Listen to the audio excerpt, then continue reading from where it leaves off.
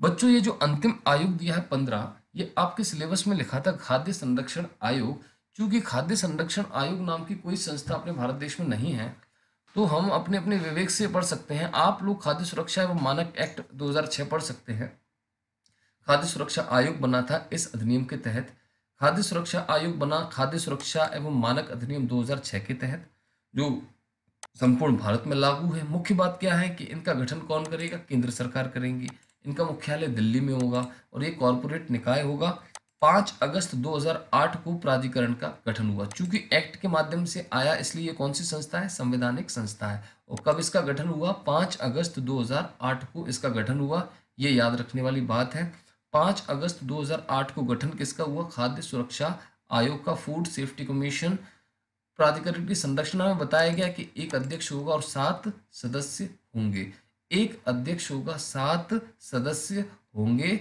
2 खाद्य उद्योग से संबंधित सदस्य, 2 उपभोक्ता संगठन से संबंधित सदस्य, 2 खुदरा व्यवसाय से संबंधित सदस्य। मतलब ये 6 सदस्य ये हो गए।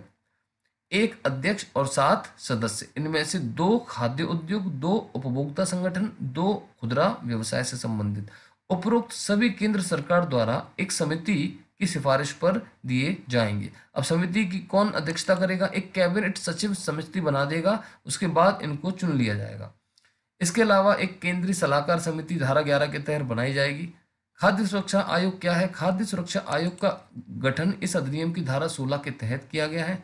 राष्ट्रीय खाद्य सुरक्षा अधिनियम 2013 में यह प्रावधान है कि प्रत्येक राज्य सरकार इस अधिनियम के क्रियान्वयन की निगरानी एवं समीक्षा के लिए अधिसूचना द्वारा एक राज्य खाद्य आयोग का गठन करेगी।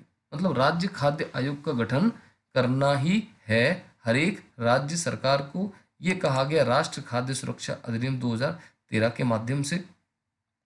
इसमें संरचना के बारे में बताया गया कि भाई एक अध्यक्ष होगा, सदस्य 5 होंगे, 5 के अलावा एक सदस्य सचिव की पंक्ति से नीचे का नहीं होगा। इस आयोग में कम से कम 2 स्त्रियां होंगी, चाहे वो अध्यक्ष या सदस्य सचिव हों, कम से कम 2 स्त्रियां होनी ही चाहिए। उनमें एक व्यक्ति अनुसूचित जाति और एक व्यक्ति अनुसूचित जनजाति का होना अनिवार्य है, चाहे वो अध्यक्ष हो, सदस्य हो या सदस्य सचिव हो। 3 तरह के लोग हैं, अध्यक्ष, सदस्य और सदस्य सचिव। जो हम बात कर रहे हैं ये हम राज्य खाद्य आयोग की बात कर रहे हैं, जबकि इससे पहले हम बात कर रहे थे राष्ट्र खाद्य सुरक्षा आयोग। ये खाद्य सुरक्षा आयोग है जिसमें एक अध्यक्ष और 7 सदस्य होंगे। इनमें से 2 खाद्य, ये राज्य सुरक्षा आयोग है, जबकि ये क्या है?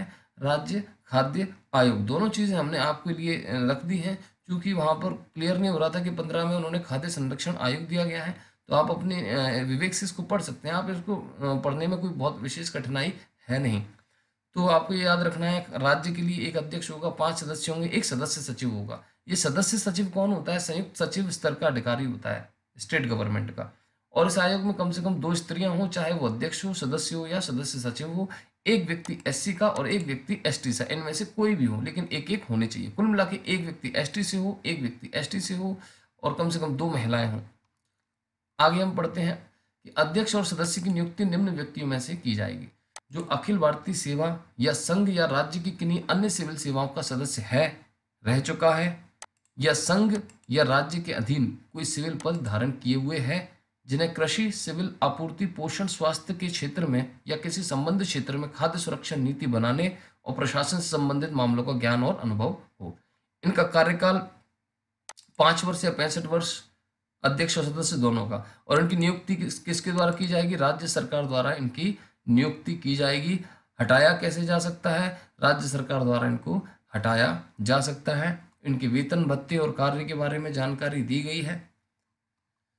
तो बच्चों ये विशेष तौर पर वार्षिक रिपोर्ट ठीक वैसे ही है। बहुत सारे आयोग सिमिलर हैं जो हमने अभी पहले पढ़ा। ये हम पढ़ रहे थे DS classes 5th edition of magic notes.